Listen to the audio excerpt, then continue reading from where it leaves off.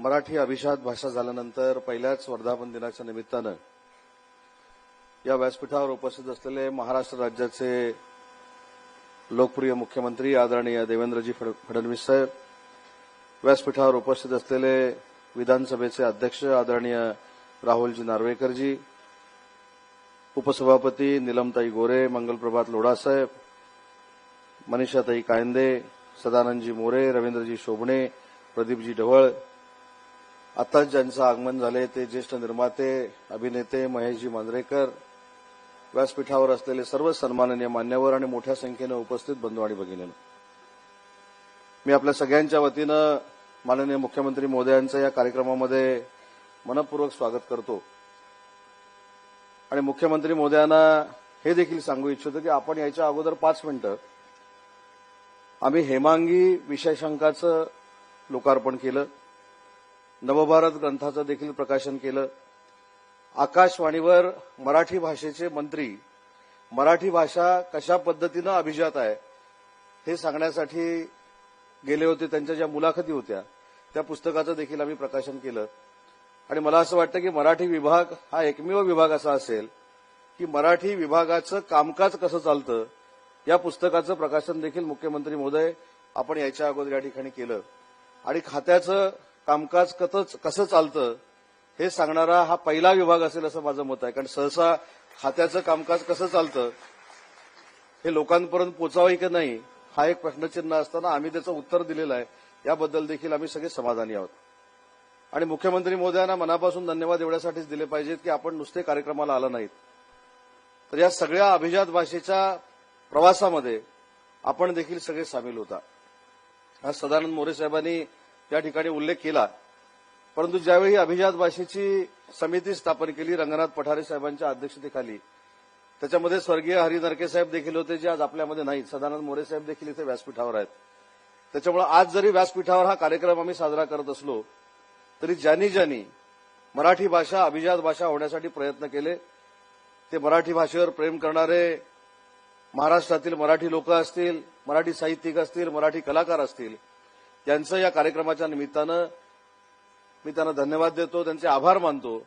आणि शेवटी शासन म्हणून आम्ही जे काम केलं हे आमचं कर्तव्य होतं आणि या कर्तव्य भावनेतनं आपल्या सगळ्यांच्या वतीनं मी नरेंद्र मोदी साहेबांना देखील मनापासून धन्यवाद देतो.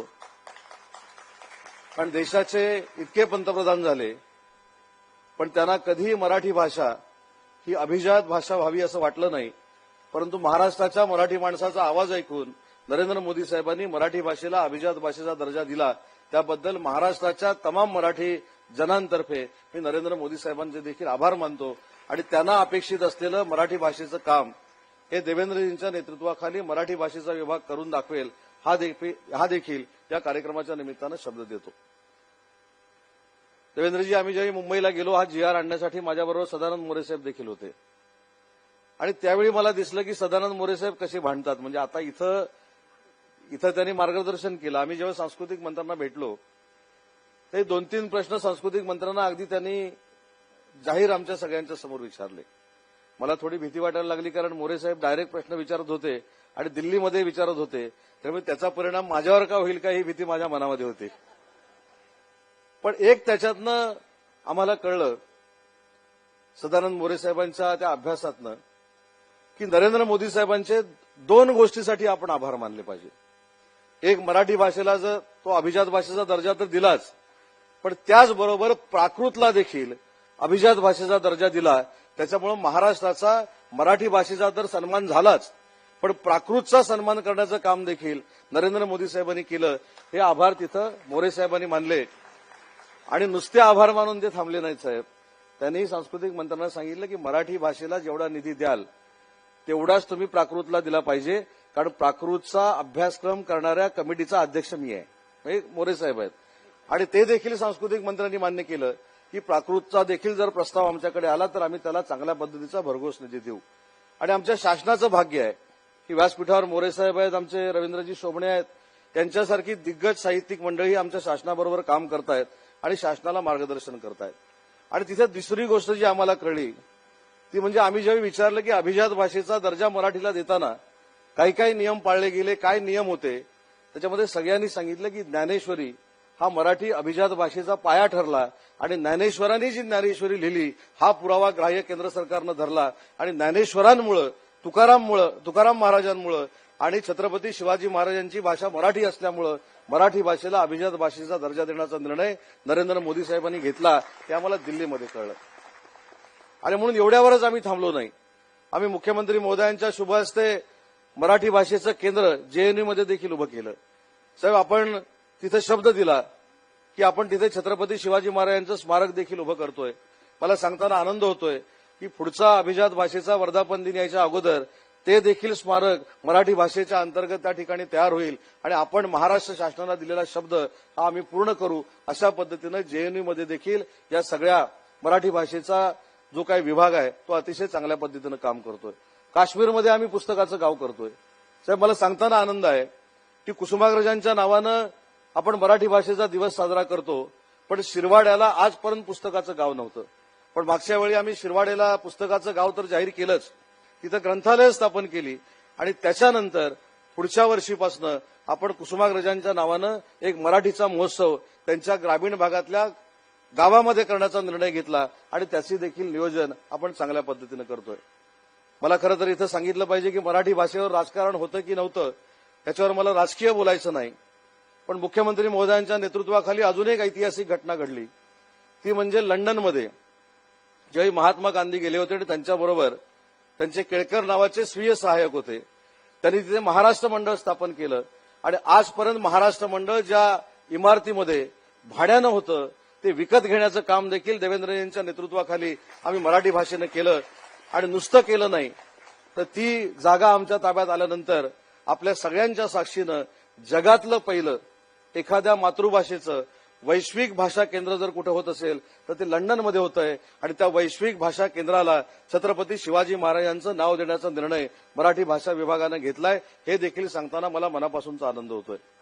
आमच्या इथे काकाजी उपस्थित आहेत वारकऱ्यांचे प्रतिनिधी म्हणून. साहेब, ज्यावेळी आळंदीला एका कार्यक्रमासाठी मी गेलो होतो आणि मला इथे सांगण्यात आलं की ज्ञानेश्वरी ही सर्वसामान्य माणसापर्यंत पोहोचली पाहिजे. ज्ञानेश्वरी ज्याला विकत घेता येत नाही त्या माणसापर्यंत पोहोचली पाहिजेत. आम्ही मराठी भाषेमार्फत त्यांना छपाईसाठी 48 तासामध्ये 1 कोटी रुपये दिले. ही बातमी तुकाराम महाराजांच्या वंशजांना कळली. ते म्हणाले की तुकारामांची गाथा देखील सर्वसामान्य लोकांपर्यंत पोहोचली पाहिजे. आम्ही त्यांना देखील छपाईसाठी 1 कोटी रुपये दिले. शेवटी हे आमचं कर्तव्य आहे भाषेचं खातं म्हणून, भाषेचा विभाग म्हणून, की मराठी भाषा आहे ही जशीच्या तशी जतन झाली पाहिजे. तिचा इतिहास आम्ही जतन केला पाहिजे आणि तो भावी पिढीसमोर ठेवला पाहिजे. या भावनेतनं महाराष्ट्र सरकार अतिशय चांगल्या पद्धतीनं हे विभागाचं काम करतंय. ज्यावेळी साहेब हा विभाग माझ्याकडे आला, मी आढावा घेतला. अनेक त्याच्यातले अधिकारी इथे उपस्थित आहेत. मी त्यांना विचारलं, तुमच्या चेहऱ्यावर नैराश्य काय? बजेट 65 कोटी म्हणून नैराश्य आहे की साईड पोस्टिंग म्हणून नैराश्य आहे? तर त्यांनी सांगितलं की आम्हाला पगार एक वेळ नाही मिळाला तरी चालेल, परंतु मराठी भाषेचा जो विभाग आहे हा जिल्हा स्तरावर पोहोचला पाहिजे, तालुका स्तरावर पोहोचला पाहिजे आणि आम्हाला अभिप्रेत असलेलं काम मराठी भाषेच्या विभागाकडनं झालं पाहिजे. साहेब, मी तुम्हाला मनापासून धन्यवाद देतो की बजेट 65 कोटीचं 225 कोटी तर झालंच, परंतु अभिजात भाषेचा दर्जा मिळाल्यानंतर जो केंद्र सरकारकडे आम्ही आता प्रस्ताव पाठवणार आहोत तो तसाच्या तसा केंद्र सरकार मंजूर करणार आहे. हे देखील संकेत केंद्र सरकारनं आम्हाला दिलेले आहेत आणि त्याच्यासाठी तुमचं सहकार्य देखील आवश्यक आहे. आज राज्याचे मुख्यमंत्री इथं आहेत म्हटल्यानंतर मराठी भाषेच्या मंत्र्यांना देखील काहीतरी मागितलं पाहिजे. म्हणून सदानंद मोरे साहेबांशी, सोमणे साहेबांशी चर्चा करून साहेब मी आपल्याला 2 विनंती करणार आहे. आज आमच्या मराठी भाषेची जी समिती आहे जिल्हा स्तरावरची त्याचे अध्यक्ष हे जिल्हाधिकारी आहेत आणि आमचा मराठी भाषेचा जो अधिकारी आहे आरडीसी आहे त्यांच्याकडे साहेब 147, 148 समित्या आहेत. त्याच्यामुळे या समितीची बैठक हल्ली मी स्वतः जाऊन घेतो. जिल्ह्याच्या दौऱ्यावर असताना जिल्हाधिकाऱ्यांना सांगतो की मराठी भाषेच्या संदर्भातला आढावा मला घ्यायचा आहे.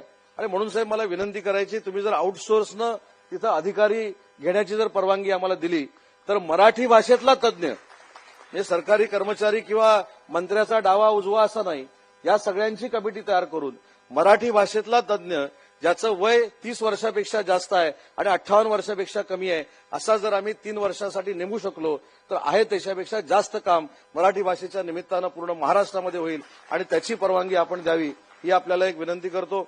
आणि दुसरी साहेब आपल्याला विनंती करतोय, आम्ही मराठी दूत म्हणून एक संकल्पना पुढे आणतोय. त्याच्यासाठी आम्ही वक्तृत्व स्पर्धा घेतली. आज त्या 100 मुलांना आपण सर्टिफिकेट देखील देणार आहोत. आणि जिल्ह्याच्या स्तरावर आणि महानगरपालिकेच्या स्तरावर मराठी दूत असावा. त्याच्यासाठी आम्ही बजेटची अजिबात मागणी करत नाही. जे आम्हाला तुम्ही मराठी भाषेच्या अंतर्गत दिलेले आहेत त्याच्यातनं आम्ही मानधन देऊ, पण हा प्रस्ताव देखील आम्ही मुख्यमंत्री म्हणून आपल्याकडे पाठवतोय, त्याला देखील आपण मान्यता द्यावी, जेणेकरून मराठी भाषेच्या अधिकाऱ्यांचं जे मत आहे की आम्हाला चांगल्या पद्धतीचं काम तालुक्यापर्यंत जाऊन करायचं आहे, शाळेपर्यंत जाऊन करायचं आहे, ग्रामीण भागामध्ये जाऊन करायचं आहे, त्याच्यामध्ये आम्ही यशस्वी होऊ. म्हणून या 2 मागण्या मी आपल्या सगळ्यांच्या वतीनं माननीय मुख्यमंत्री महोदयांच्या समोर करतो. अनेक वेळा साहेब टीका होते की मराठी भाषा भवनाचं काय झालंय, घरात बसलेल्यांना मराठी भाषा भवनाचं काय झालं हे कळणार नाही. काम सुरू झालेलं आहे. पावसाळा असल्यामुळे थोडं फक्त काम थांबलं होतं, कारण ज्यावेळी आपण त्याचे कॉन्क्रीटसाठी खड्डे मारले ते समुद्राच्या समानतेचे असल्यामुळं तिथं समुद्राचं पाणी थोडं आल्यामुळं काम थोडंफार उशीर झालाय. परंतु आमचा प्रयत्न आहे की ऐरोलीचं उपकेंद्र आणि आपल्या मुंबईतलं मराठी भाषा केंद्र हे लवकरात लवकर पूर्ण करण्यासाठी आम्ही प्रयत्नशील आहोत.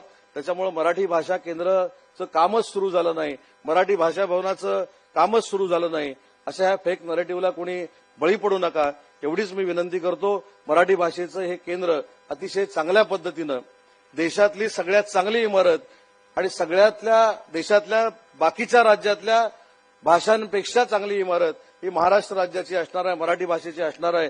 एवढं चांगलं आर्किटेक्चर देखील आपल्या या भाषा भवनाचं आहे आणि ते देखील लवकरात लवकर आम्ही पूर्ण करू हा शब्द देतो. पुन्हा एकदा मुख्यमंत्री महोदय या कार्यक्रमासाठी या ठिकाणी उपस्थित राहिले त्याबद्दल त्यांचं देखील आभार मानतो. आणि देशातल्या सगळ्या भाषा विभागांमधलं पुढचं पाऊल मराठी भाषेनं टाकलंय. आपल्या भाषा विभागाचं टपाल तिकीट काढण्याचा निर्णय आम्ही घेतलाय, त्याबद्दल देखील आमचे पोस्टचे अधिकारी या ठिकाणी उपस्थित आहेत, त्यांना देखील मनापासून धन्यवाद देतो. केंद्र सरकारनं आम्हाला याची मान्यता दिली त्याबद्दल केंद्र सरकारला देखील धन्यवाद देतो आणि त्याचं देखील अनावरण मुख्यमंत्री महोदयांनी करावं ही विनंती करतो आणि माझं मनोगत संपवतो. जय हिंद, जय महाराष्ट्र.